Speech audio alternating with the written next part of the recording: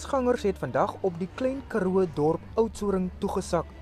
En dit was veral die buitelugaktiwiteite wat heelwat belangstelling ontlok het. Oud en jonk het onder meer van Pretoria, Port Elizabeth en Kaapstad gereis om van die beste vermaak in Afrikaans te kom geniet. Ons kom elke jaar en ons geniet dit. Die kinders, hulle oprei die hele terrein vol. Hulle geniet dit. Ons is maar net hier in die buurtuin. Ons het fees toe gekom om te geniet. Soos die kinders hulle hou baie van die America around. Ek is maar net hier vir die shows en tyd saam spandeer saam met my ma.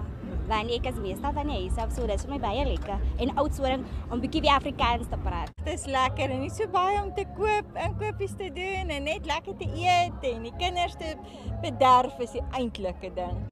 Kyk net is elke jaar by die fees in Oudtshoorn. Die Afrikaanse kanaal is vanjaar 18 jaar oud en het onlangs 'n nuwe baadjie aangetrek. Hy het ook besluit om sy teenwoordigheid by die KAK&K uit te brei.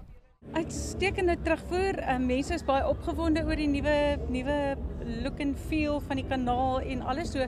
Ja, en ek dink ons teenwoordigheid by die fees is lekker vanjaar. Intussen is daar nog heelwat hoogtepunte by die fees oor die volgende week.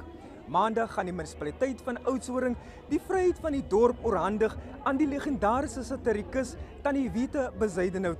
Percival Young, Enies, Oudtshoorn in die Klein Karoo.